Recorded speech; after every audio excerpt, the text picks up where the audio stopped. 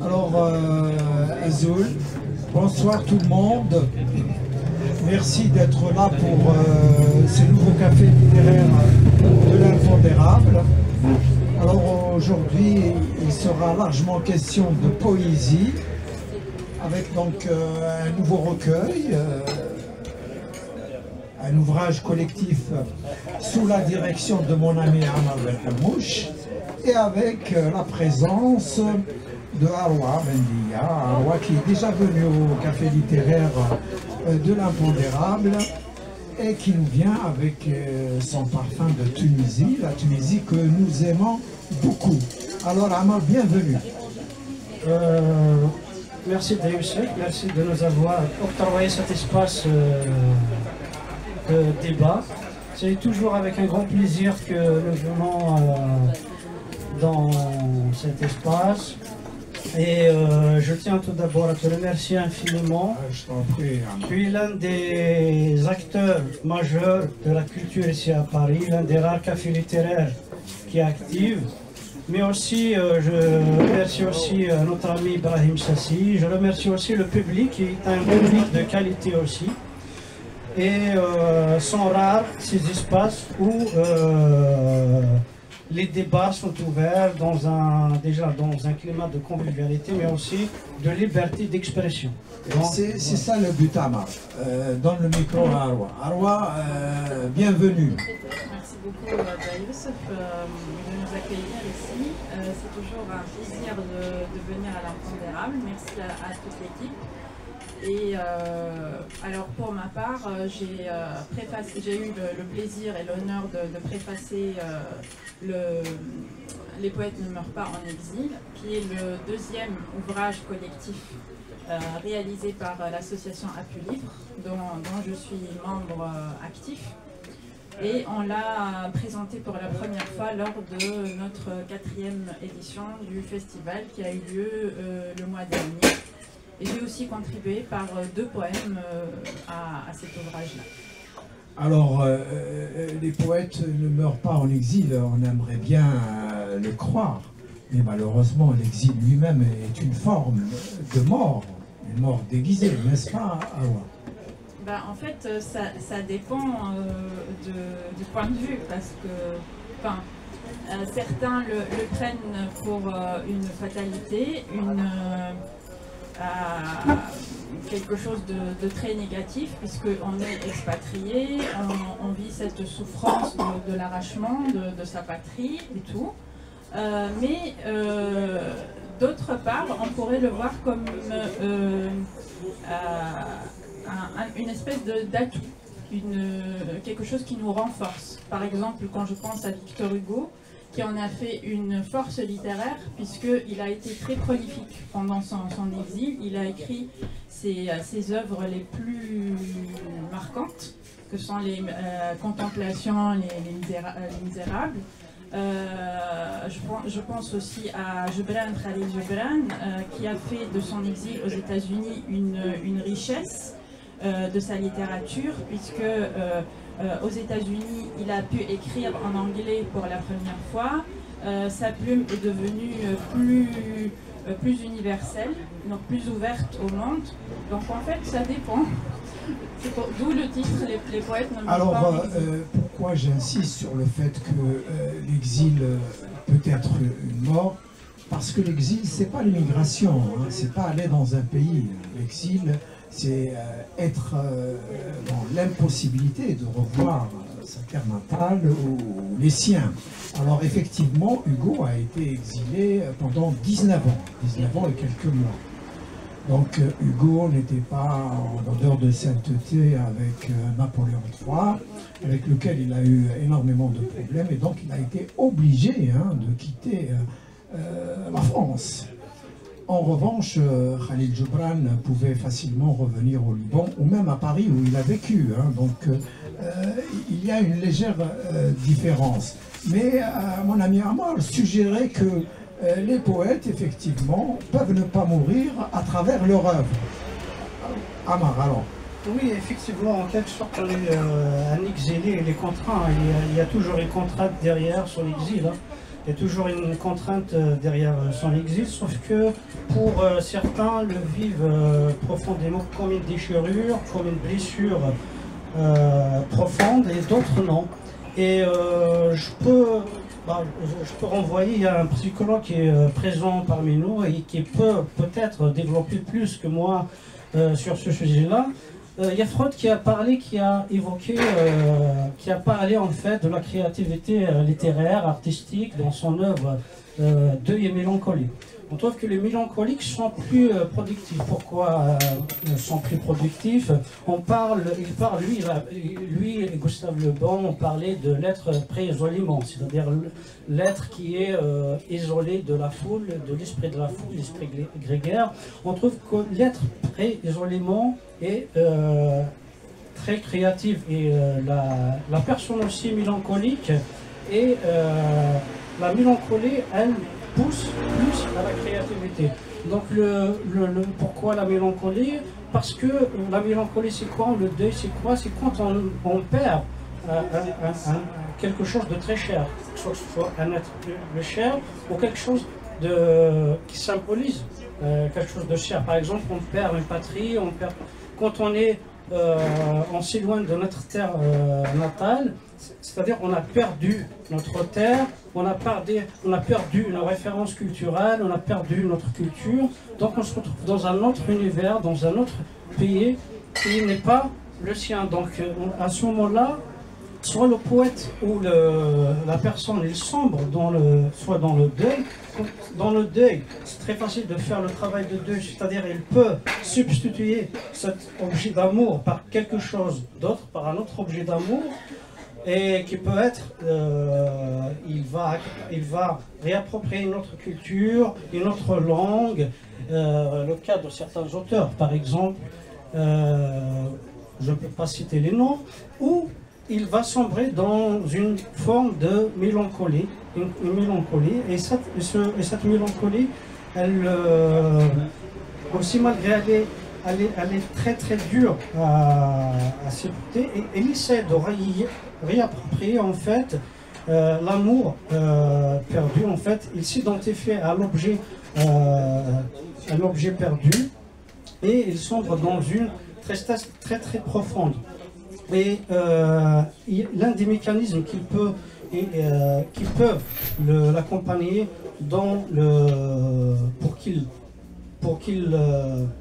pour qu'il canalise cette douleur-là, c'est la créativité artistique.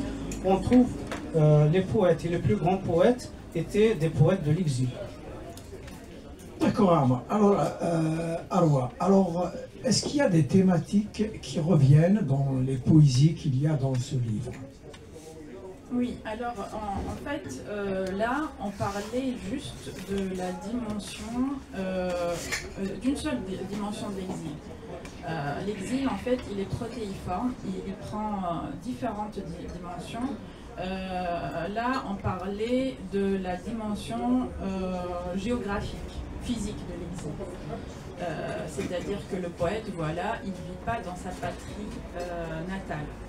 Mais il y a l'exil intérieur, dans le sens où le poète, il se sent incompris parmi les siens. Donc il n'est pas exilé, il est dans sa propre patrie, mais il se sent étranger. C'est l'exil dont parle Charles Baudelaire dans son Albatros. Donc le poète est semblable au prince des nuées qui hante la tempête et sourit de l'archer. Exilé sur le sol au milieu des huées, ses ailes de géant l'empêchent de marcher. Et d'ailleurs, donc moi, évidemment, je ne me sens pas exilée puisque j'ai choisi de partir de la Tunisie pour finir mes études à Paris. Les poèmes par lesquels j'ai contribué ne sont pas des poèmes sur l'exil physique, mais des poèmes sur cet exil intérieur, justement, que je partage avec Baudelaire. J'ai un autre poème sur la nostalgie. Et il y a d'autres poèmes dans ce thème-là, donc la simple nostalgie. Il y a aussi une autre dimension de l'exil dont j'aimerais parler, c'est l'exil tout simplement spirituel, existentiel, dont parle Cioran, qui est le célèbre auteur de l'inconvénient d'être né. Il considère l'existence même, donc le fait d'être en vie, comme un exil. Donc il dit, alors si je peux le citer, je l'ai mis dans ma préface, être exilé, c'est être vivant où l'on ne veut pas l'être. Donc voilà. Donc il y a différentes formes d'exil. Très bien. Amara, est-ce que tu peux nous dire un mot sur les poètes eux-mêmes, les poètes? Oui, tout d'abord, avant de... Ils viennent d'où? Qui sont-ils? Oui, donc je parle du livre. Tout d'abord, l'idée du livre. Pourquoi l'exil comme choix? Tout d'abord, je me considère en tant qu'exilé en France. Ça fait 6 ans que je ne suis pas rentré dans mon pays natal et c'est un choix personnel. Je suis quelqu'un que je suis contre l'ordre établi dans mon pays natal et je ne veux pas d'opérer cet ordre imposé par l'État algérien.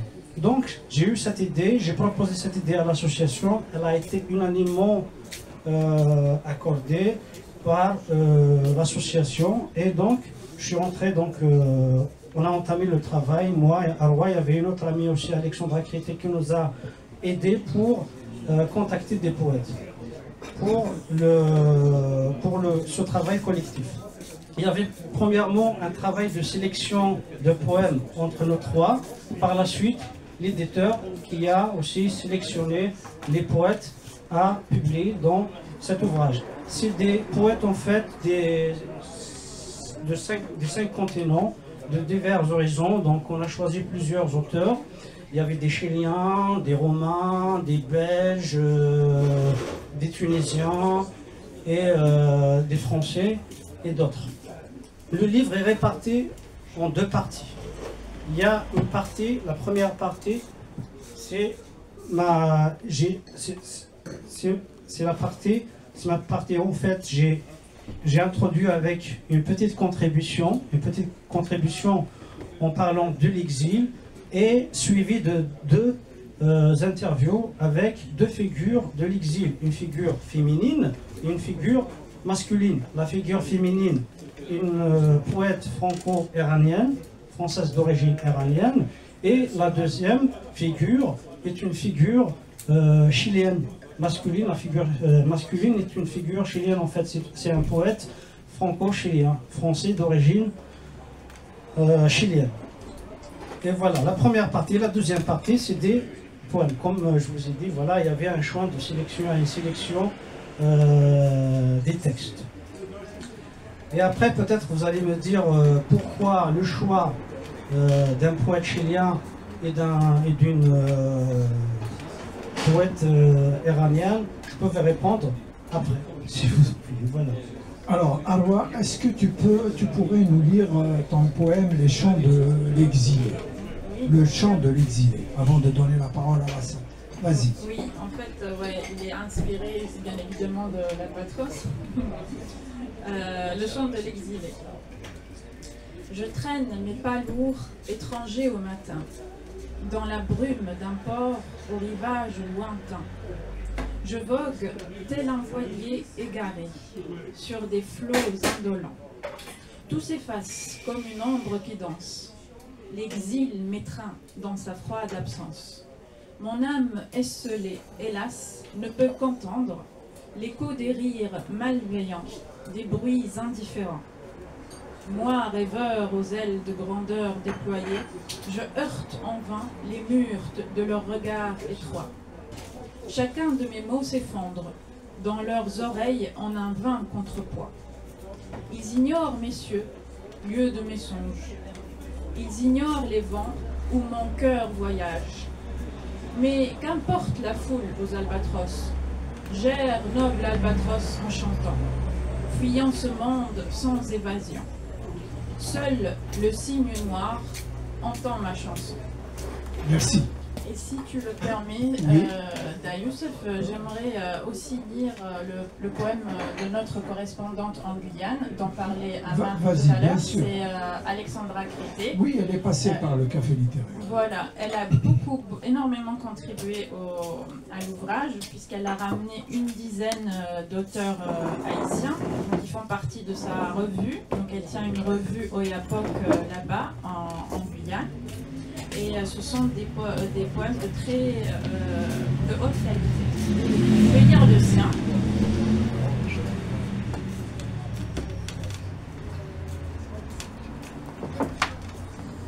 Il s'appelle « L'odeur des cerisiers ». Je connais l'odeur des cerisiers de ton absence. Ils fleurissent dans ta rue, près des hauts platanes qui jouxtent ta fenêtre. Au pas de ta porte, je pense encore mourir de tes mains et choisir le chagrin de ta simplicité. J'habite cette maison absente, quand ton regard dessine ta terre qui te déserte, l'olivier perdu au coin du ciel, le vêtement de vide entre toi et le monde. Je lis cette graphie sibylline de ton âme en bord de route. Ainsi qu'un moineau de février, je dépose sur tes épaules et dans tes yeux de pierre lavée le voile de toutes nos espérances d'hiver. Merci. Merci. Merci Awa. Donc je donne la parole à nos amis pour des questions, des remarques. Voilà. Ada.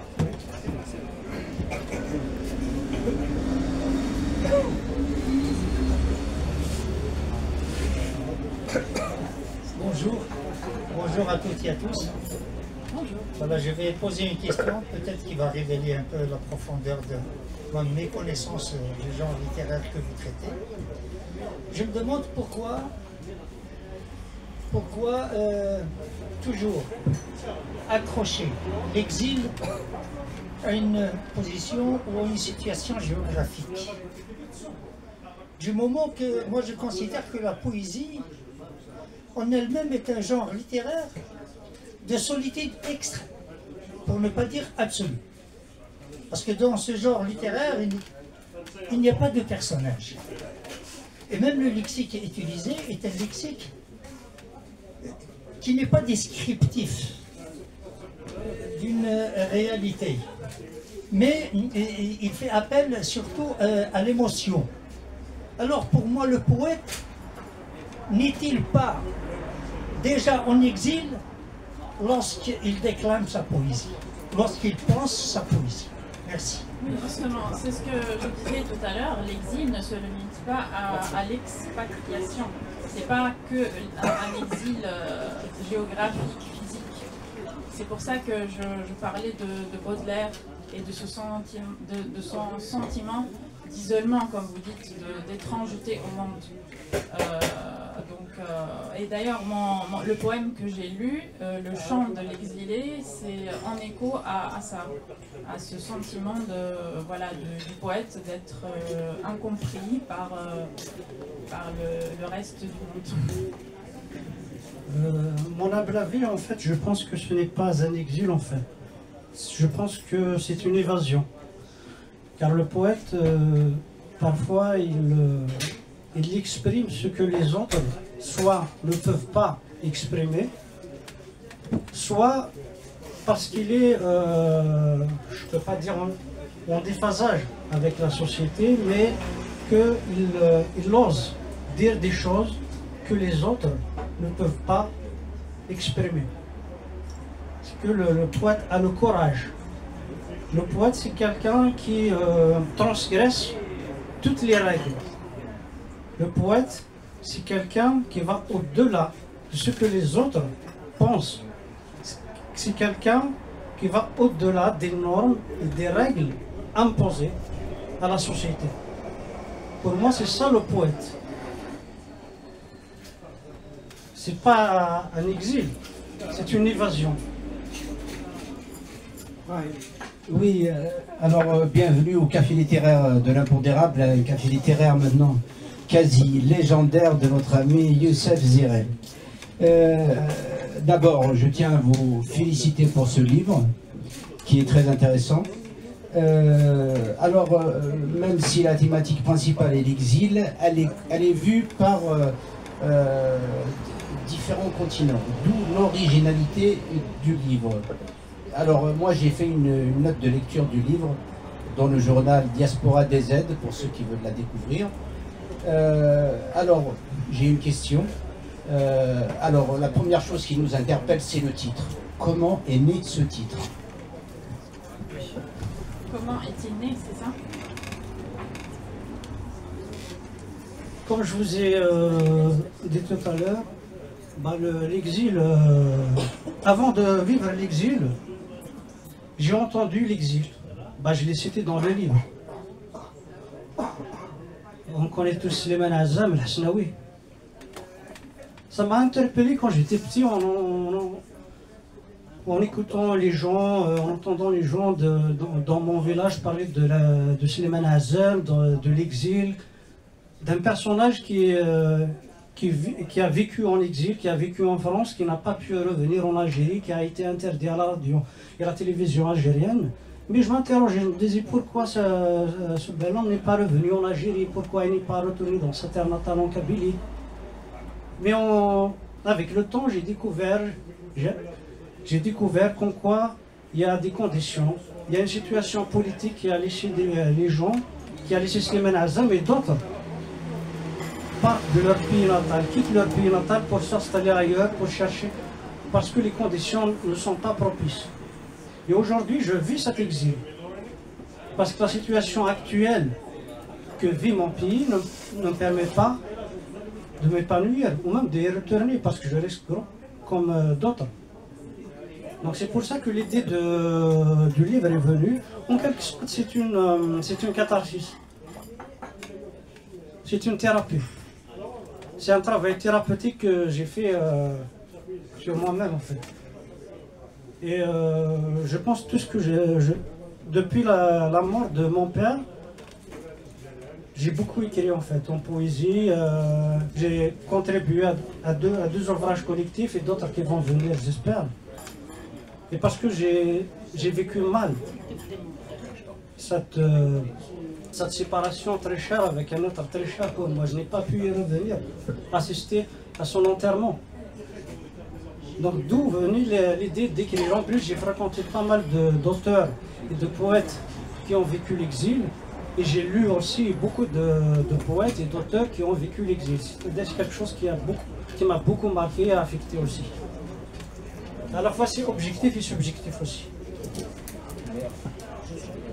Il y avait une question, oui, à côté de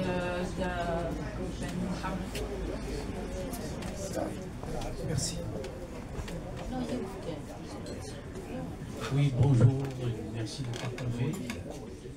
Moi, je reviens sur un petit point qui m'a toujours interpellé. Je me rappelle de Baudelaire et de l'Albatros. Est-ce que le poète n'est pas né pour s'exiler, en réalité? S'il reste dans son pays, j'ai comme cette impression qu'il est emmailloté. C'est comme cet albatros qui ne sait pas marcher parce que l'espace est trop petit pour lui. Et tout. Et il prend de la hauteur. C'est là où Baudelaire le décrit très bien, où il prend de la hauteur et il voit tout. Donc, et le fait de venir en France ou ailleurs, je veux dire, le poète n'a pas de terre, n'a pas de pays. Il y a des endroits, il faut qu'il y aille.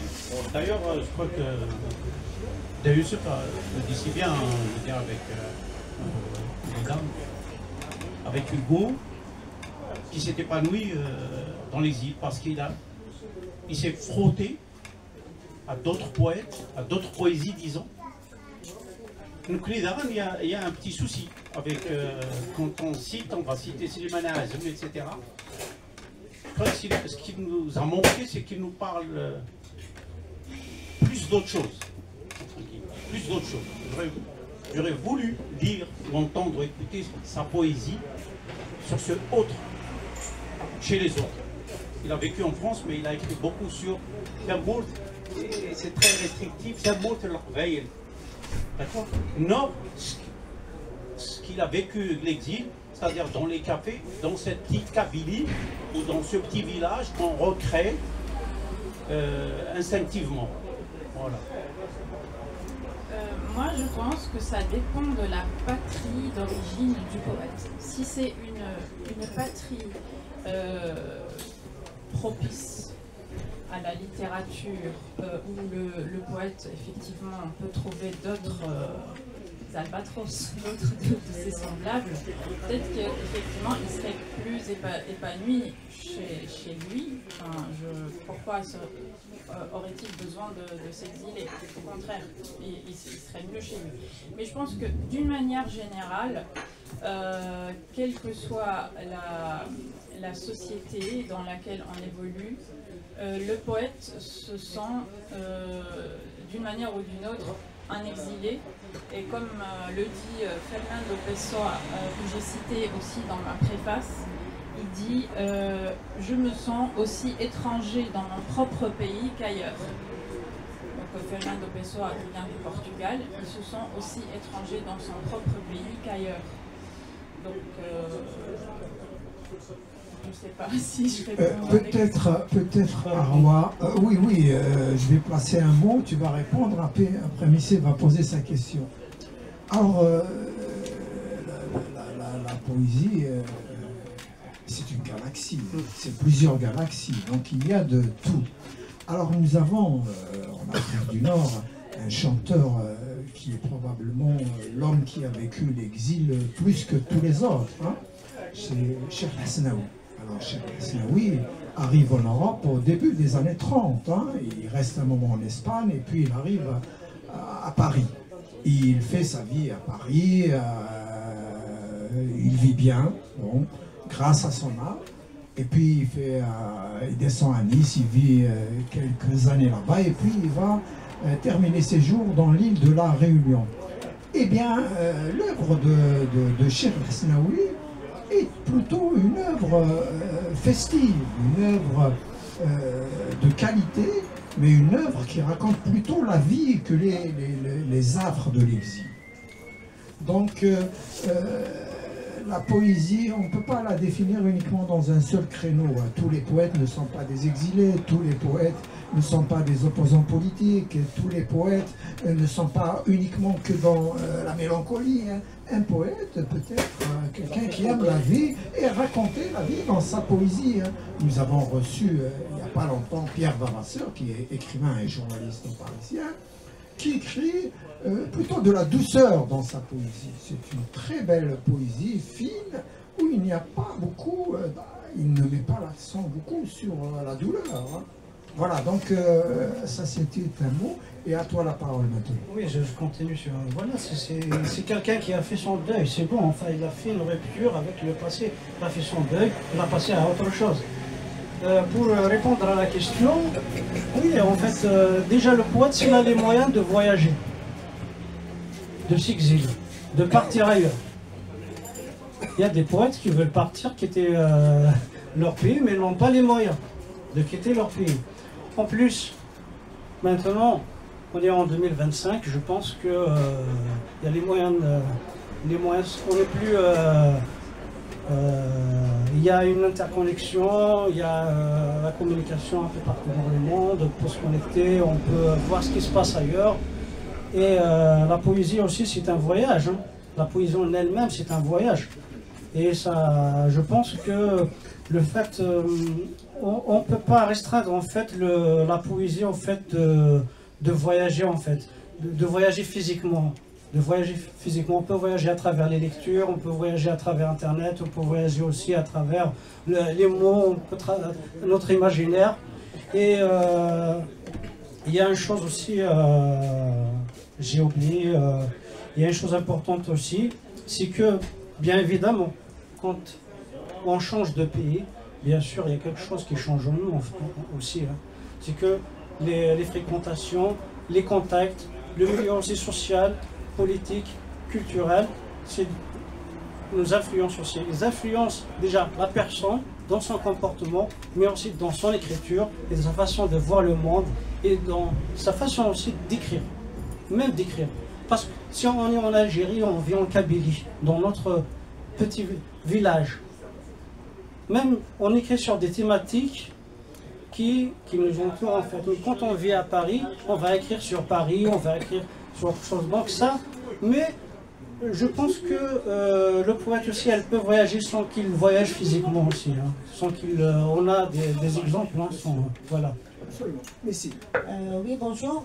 En fait, vous avez un petit peu répondu à la question que je voulais poser là sur le monde actuel, la mondialisation et tout. Je voulais justement vous poser la question, en parlant de Slimane Azem, de Baudelaire et tout ça. S'ils étaient aujourd'hui, s'ils ont vécu aujourd'hui, est-ce qu'ils auraient écrit la poésie telle qu'ils l'ont écrit avant?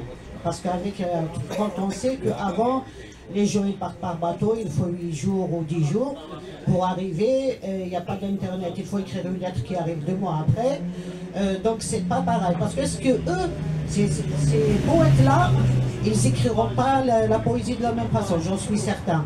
Donc à vous maintenant les poètes, je me demande pourquoi vous persistez à écrire de la même façon que les anciens. Bah, je vais vous répondre, madame, très simple et facile en fait. Hein. Il y a 2 choses dans votre question, 2 éléments très importants. Tout d'abord, écrire, chaque poète comment il écrit. Hein. Bah, moi j'écris en arabe, hein. J'ai commencé à écrire en arabe, récemment j'écris en kabyle. J'écris en kabyle beaucoup plus les haïkus en kabyle. J'ai introduit un nouveau style en kabyle qui est les haïkus, c'est un style de poésie japonaise. Pour vous dire, moi quand je commence un écrit poétique, je dois le finir, le jour même. Pour un autre poète, peut-être pour Arwa, ça va lui prendre 2 jours, 3 jours, 4 jours pour finir son poète. D'une seule, je ne sais pas, 1 mois, 2 mois, je ne sais pas, chaque personne. En plus, tout dépend de la thématique aussi. Hein. Tout dépend de la thématique, la longueur du poème aussi. Hein. Si elle est courte, si elle est longue, si elle est... Après, il y a des genres aussi, des styles d'écriture aussi. Tout dépend du style d'écriture. Il y a aussi une question, vous avez parlé, si Baudelaire, Slimane Azem ont vécu aujourd'hui, peut-être vous aurez écrit autre chose. Il y a les conditions matérielles, les conditions d'existence. Ils sont différents, ils ont vécu une autre époque et nous vivons une autre époque. Donc, peut-être ils vont écrire sur autre chose. Peut-être ils vont écrire sur la mondialisation, contre l'exploitation capitaliste, contre, je ne sais pas, sur la condition féminine. Je ne sais pas sur quoi ils vont écrire. Mais bah, voilà, donc c'est les conditions d'existence qui déterminent le style d'écriture et l'écriture. Moi, je suis matérialiste de pensée, je pense que les conditions d'existence, les conditions matérielles déterminent la pensée.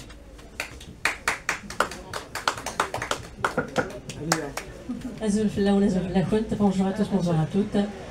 Merci à vous d'être là. Je voulais compléter la réponse. Désolée. Oui, vous disiez pourquoi vous persistez à écrire comme les anciens. Alors, heureusement que vous êtes là, madame. Merci. Voilà. Parce que monsieur n'a pas répondu à la question. Voilà. Bon, allez là, Arwa, ne t'inquiète pas. Alors, pas du tout. Il ne m'a pas écouté. C'est juste que, en fait, la thématique de l'exil intérieur, là, elle est venue spontanément. C'est pas que j'imite Baudelaire, pas du tout. C'est que je la ressens. Et en plus, si je l'avais imité, j'aurais écrit en vers classique comme lui. Lui, il respectait la prosodie. Je parlais d'écrire l'exil, c'est-à-dire sur les biens de décrire différemment. Parce que c'est d'écrire, pas d'écrire. Je suis d'accord avec lui quand il disait évasion. C'est l'évasion, je suis d'accord. Mais l'exil, on ne le vit plus comme avant. À l'époque, Slimane Azem ou Baudelaire, les gens, ils ne le vivent pas pareil. Oui, mais bon, là je le décris. Non, je le décris de la même manière parce que je le ressens de la même manière. Voilà, c'est l'exil intérieur. Il n'y a pas d'autre façon de l'exprimer. Alors, voilà. Ania, allez-y. C'est bon? pas un souci.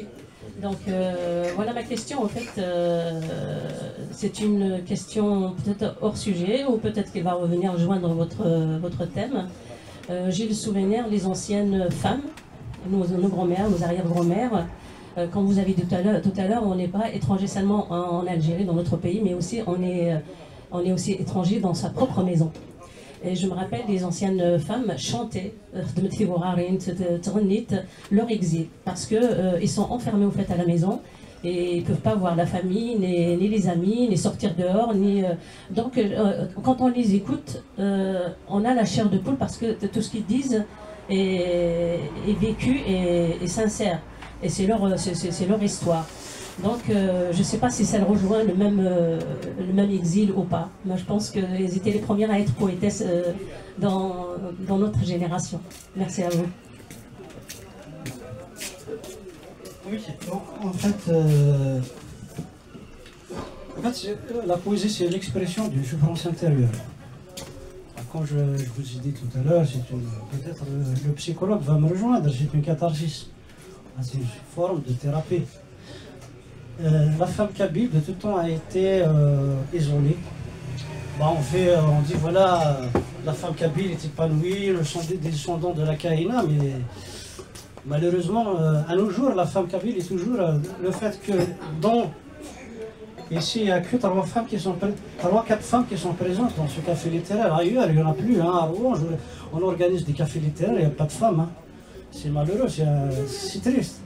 Donc la femme, malgré qu'elle vit ici en France, malgré la femme kabyle, elle vit ici en France, il y a toujours en fait ce résidu culturel qui, c'est l'école de Chicago d'ailleurs qui parle du résidu culturel. En fait, il y a toujours ce résidu culturel, même si on change d'endroit, de culture, il y a toujours quelque chose du passé qui reste dans notre comportement, dans notre façon de vivre, dans notre quotidien. En fait, c'est très, très difficile de l'effacer. Et donc, la femme kabyle trouve le seul moyen de s'exprimer à travers Achouir. Achouir, c'est une façon d'exprimer leurs complaintes, voilà. Donc, voilà. Et je pense pas, c'est pas un exil, mais c'est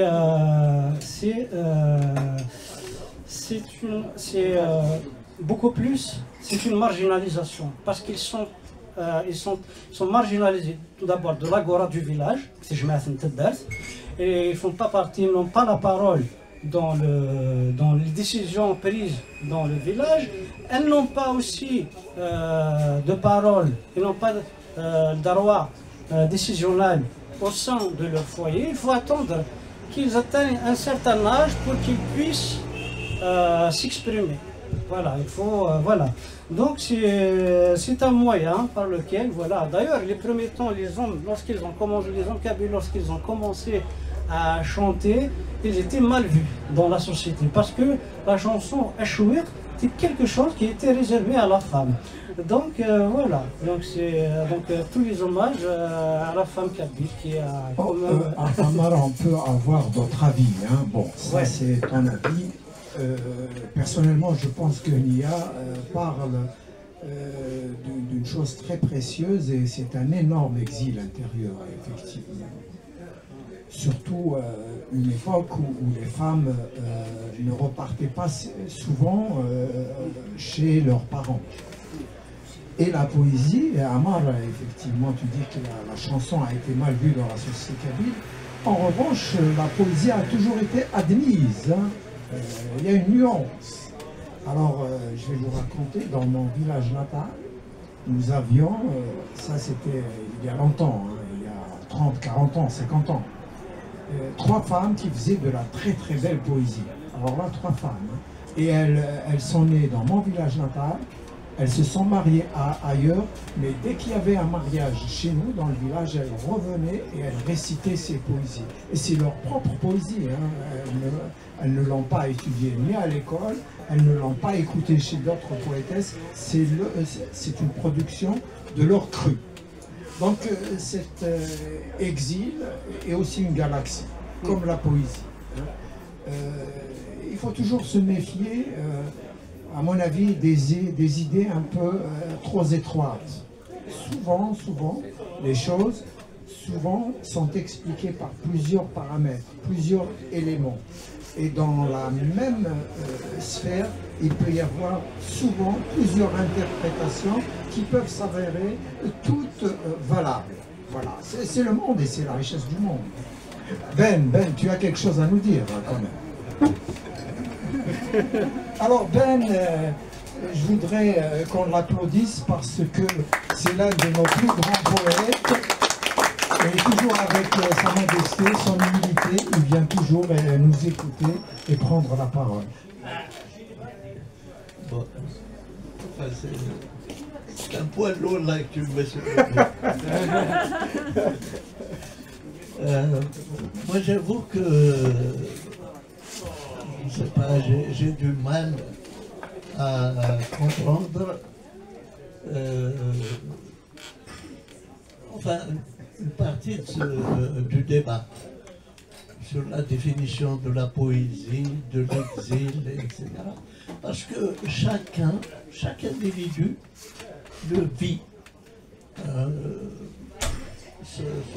selon son quotidien, selon d'où il vient, où il vit, ce qu'il vit, etc. Donc la généralisation dans ce domaine-là, pour moi, elle est malvenue. Déjà, pour définir la poésie, chacun peut la définir. Pour certains, c'est la rire. Pour d'autres, c'est d'imiter tel ou tel.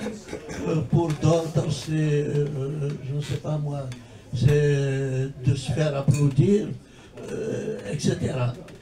Donc, il faut accepter que aussi bien l'exil que la poésie sont des choses complètement personnelles. On les ressent et ce n'est pas ce que je ressens que chacun d'ici peut ressentir. Voilà. Il faut accepter ça et c'est ça qui fait la richesse de la poésie. Et justement, même pour l'exil. Par exemple, on a parlé de Slimane Azem. Il y a deux grandes parties chez Slimane Azem. Dans sa façon de chanter l'exil, il y a le Slimane Azem du début,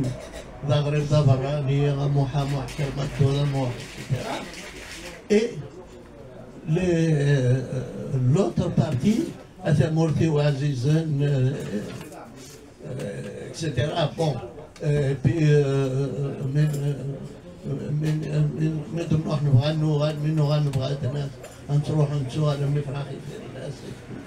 bon, ce sont parce qu'il y a eu le moment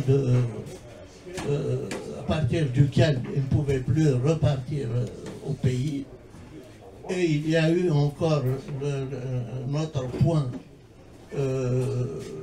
qui l'a marqué, c'est celui de son interdiction en 67, alors qu'il était toléré à la radio algérienne jusqu'à 67. Et en 67, on l'a assimilé aux chanteurs occidentaux qui avaient pris position pour Israël pendant la guerre du Six jours. Alors qu'il s'était, à ma connaissance, il ne s'était même pas exprimé sur le sujet. Et à l'époque, on ne posait même pas de questions de ce genre aux chanteurs kabyle. Donc c'était un truc... mais pour lui, pour sa vie, sa carrière de chanteur, ça a joué un rôle important. Et Hasnaoui, j'ai entendu deux réponses qu'il a données à une question, à une même question. On lui a posé la question pourquoi tu ne reviens pas au pays, tes fans veulent te voir, etc., etc. Et il dit, il avait plus de 80 ans, hein. Il dit, je ne peux pas revenir au pays, on ne respecte pas l'artiste. et on ne respecte pas la femme. La femme est un musicien. La réponse que j'ai entendue de l'Ismaoui. Et à une autre question, qui est la même, en lui disant pourquoi tu ne reviens pas au pays, on veut te voir, etc. Et posée par la même personne, mais à des moments différents. Il lui dit, ceux qui peuvent revenir au pays, ce sont ceux qui ont une maison, qui ont une terre, qui ont des parents. Moi, je n'ai rien de tout ça. Pour revenir où? Donc voilà, c'est un peu compliqué ces trucs-là, mais il faut quand même y réfléchir. Voilà. Merci. La pensée ne doit pas s'arrêter sur ce terrain-là. Daben, merci pour votre intervention. C'était très pertinente. Chacun son style, chacun sa poésie, comment il conçoit la poésie, chacun comment il conçoit l'exil. Et justement, dans ce livre-là, c'est pas, je vous ai parlé tout à l'heure de deux poètes que j'ai interviewés en fait. Un d'origine chilienne, une figure masculine d'origine chilienne, et une autre figure poète, une poétesse d'origine iranienne. Une figure féminine. Pourquoi le choix? Tout d'abord, il y a deux choix. Une figure féminine, une figure masculine, l'Iran, le Chili, mais aussi deux styles différents. Il y a deux styles différents. L'Iran, tout d'abord, qui représente un pays qui a été, pour dire, Tara Vernier a quitté l'Iran après le coup d'État des islamistes en 1979, avec sa famille. Elle avait 11 ans à l'époque. Et Patricio Sánchez Rojas, l'un des plus grands poètes contemporains chiliens, a quitté le Chili en 1973 après le coup d'État de Pinochet. Donc, deux zones géographiques différentes, deux cultures différentes, une musulmane qui a été en fait prise par le pouvoir qui a été pris par les islamistes, et un autre en fait qui est un peu culture chrétienne qui a été en fait le pouvoir a été pris par la dictature militaire en 1973. Après, il y a dans ce en lisant en fait, j'ai presque lu l'œuvre poétique. Ce que j'ai constaté, un peu de silence s'il vous plaît. Ce que j'ai constaté en fait dans l'écriture poétique. Je prends l'exemple de Taora par exemple, la poète iranienne, c'est l'expression d'une rage d'une femme qui n'a pas en fait, qui rejette un système imposé en Iran. C'est beaucoup plus, c'est dans, en fait, elle traite des problématiques sociétales, mais qui a en fait accepté l'exil. Par la suite, elle a accepté l'exil, elle a adopté la culture française et elle écrit en langue française.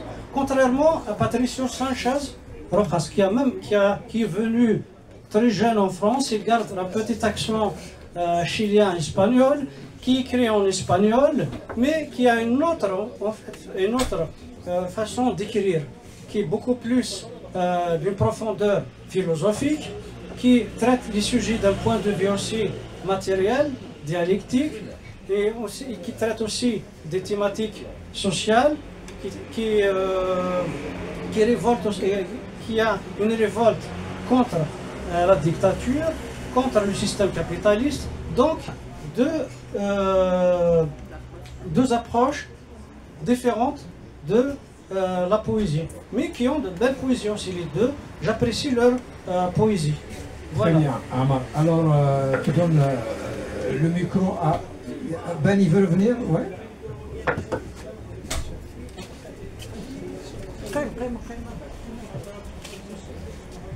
Oui, je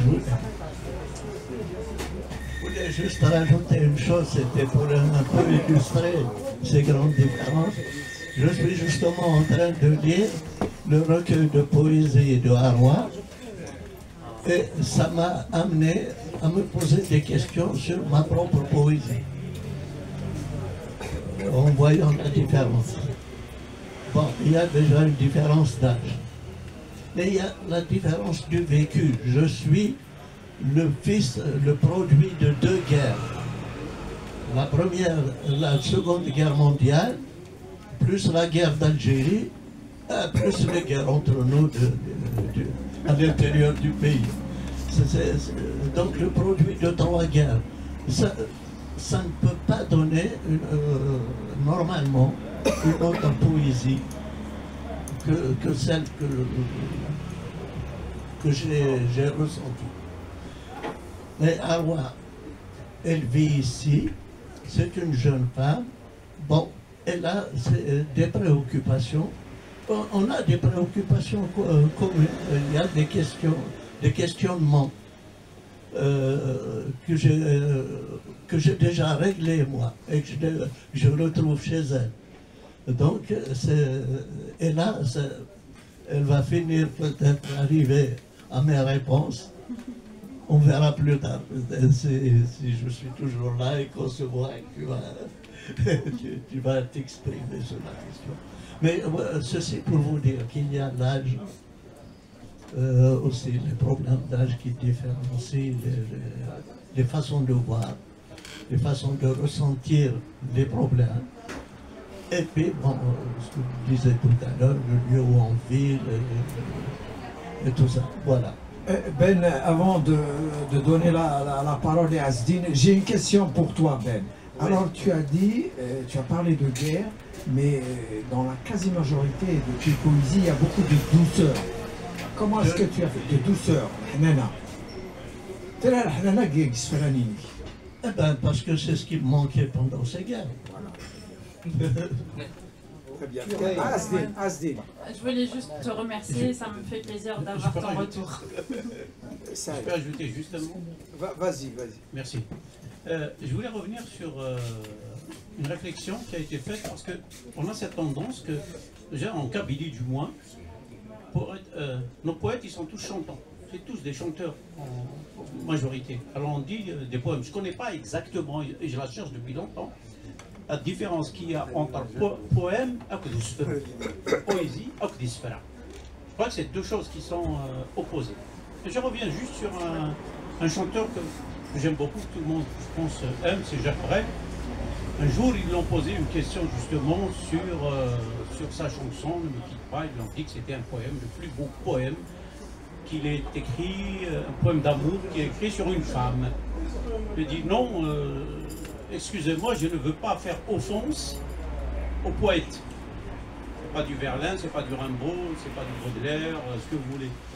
Il a dit, moi, je suis chansonnier. Et chacun a sa place. Donc là, ce mélange des genres, on est un peu... Des fois, je suis un peu paumé. Franchement, je ne sais pas. C'est quoi la différence entre espéro, poème, etc. C'est très difficile. Merci. Merci. Je peux répondre brièvement à votre question avant de passer la parole à Asdine. Je pense que la poésie kabyle n'est pas encore entrée dans les bibliothèques et les librairies. Nous sommes issus d'une culture orale. C'est pour cette raison qu'on ne fait pas la distinction entre la poésie, en fait, qu'on pense que tout ce qui est poésie doit être chanté. Et c'est la chanson aussi qui a valorisé la poésie, qui a valorisé aussi, qui a pris tout en fait, les chanteurs taqdélis. Je pense que c'est pour cette raison que... Ça va ensemble. Ceci dit, moi qui est un admirateur de Brel, Brel est un grand poète. C'est plutôt par modestie qu'il dit cela. Hein. Voilà. Asdine. Bonsoir tout le monde, désolé pour le retard. En fait, j'étais un peu interpellé par le titre de l'ouvrage. Si, ça marche. Ça marche. En fait, je voudrais juste dire, à mon sens, c'est un peu dangereux de schématiser le sens, la définition du mot même exil. Parce que si nous partons de l'expérience commune chez nous, effectivement, s'il y a des conditions historiques, etc., ça c'est un premier point. Après, il y a aussi un autre exil dont on parle très peu, c'est l'exil dans le monde, un exil existant, ontologique, bien l'exil intérieur. D'ailleurs, à titre d'exemple, je donne souvent trois... Alors, on va élargir un peu. Alors, pour les auteurs algériens, il y a 3 auteurs. Il y a beaucoup d'auteurs qui ont chanté, qui ont écrit sur l'exil, mais il me semble qu'il y a des auteurs qui sont pour moi emblématiques. Le premier, c'est Mohamed Dib. Par exemple, quand il avait écrit son ouvrage Abel, il parle d'un exil, d'ailleurs il fait la même manière avec la Bible, etc. Donc il nous sort, il nous propulse, il nous libère des schémas qu'on a. Puis on a aussi Nabil Fares, qui a beaucoup écrit, notamment sur l'exil des femmes, l'exil au féminin, qui est un auteur qu'il faudrait vraiment lire parce qu'il désenclave en fait. Parce que nous, collectivement, nous sommes conditionnés par les multiples héritages, et le dernier c'est Saad Harissat, qui a son âme, qui a écrit aussi sur la thématique, mais avec ce désir de donner autre chose. Parce qu'effectivement, les gens qui chantent l'exil maintenant, alors on va comme on dit chez nous, le fait de répéter un monde qui n'existe pas, ça fait problème. Il y a un problème en fait. Donc on est dans une forme de mimétisme. Donc quand il est lié aux conditions politiques, on va dire c'est acceptable. Mais à mon sens, à mon humble avis, ça serait aussi important d'élargir, de sortir cette expérience, et aussi c'est des expériences personnelles en règle générale, d'un certain conditionnement. En fait, je voulais juste soulever ce point. Et puis même pour la Tunisie, par exemple, il y a Abou Ahmed qui a écrit beaucoup sur la question. Les Marocains, il y a plein de Mohamed Khayrdi, je sais pas, ils ont beaucoup écrit sur ça, mais avec vraiment une ferme volonté de sortir des lieux communs. Parce que la poésie, c'est par essence, ou bien la création politique, ou littéraire ou artistique, c'est aussi nous libérer de tout ce qui nous freine, ou de tout ce qui nous conditionne. Voilà. Merci. Alors, juste rajouter un petit mot, si vous voulez bien. Donc l'exil, c'est un thème intemporel. L'exil n'a pas d'époque. Après, bien sûr, il y a des exils forcés, il y a l'exil intérieur, mais c'est un thème, comme disait tout à l'heure Mohamed, alors, cela dépend de l'individu qui le vit. Voilà. Donc, mais ce thème-là existera toujours, il sera toujours là. Et l'exil sera toujours dans l'homme. Voilà, c'est un thème qui n'a pas d'époque. Alors, non, maintenant on va conclure et vous allez signer le livre. Mais je vous laisse quand même un petit temps pour un dernier mot. Alors, comment ça, moi? Ok. Donc, merci infiniment Youssef, merci à l'assistance. Donc, l'exil avait existé, il existe, il existera encore. Après, chacun comment il conçoit l'exil. Bon, ça reste un débat. Heureusement, il y a du débat. Et voilà, avec notre... on a quand même, avec un petit effort, avec le peu de connaissances qu'on a, on a réussi quand même à rassembler quelques poètes pour, voilà, éditer cet ouvrage collectif. Le deuxième ouvrage collectif de l'association Appui Libre. Voilà, on a voulu laisser une traçabilité, c'est le travail de l'association, on n'a pas voulu rester dans le folklore des autres associations.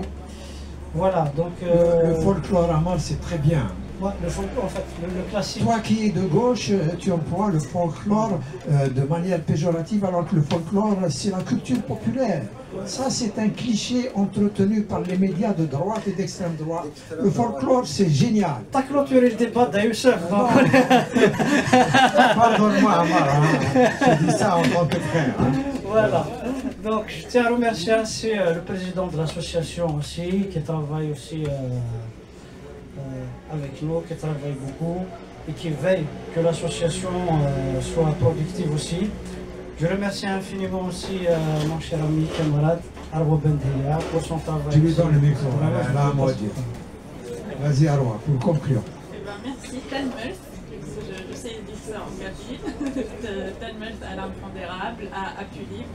de nous donner cette chance inouïe de produire d'aussi beaux ouvrages collectifs chaque année.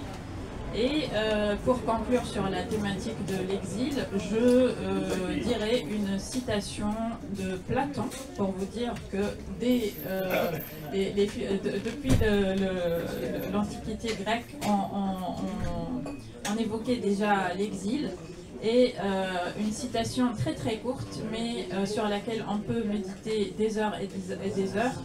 Donc Platon dit « La vie est un court exil ». Voilà. Merci Aloua, merci tout le monde. La semaine prochaine, je reçois Brahim Sassi pour ses 2 derniers livres de poésie. Merci.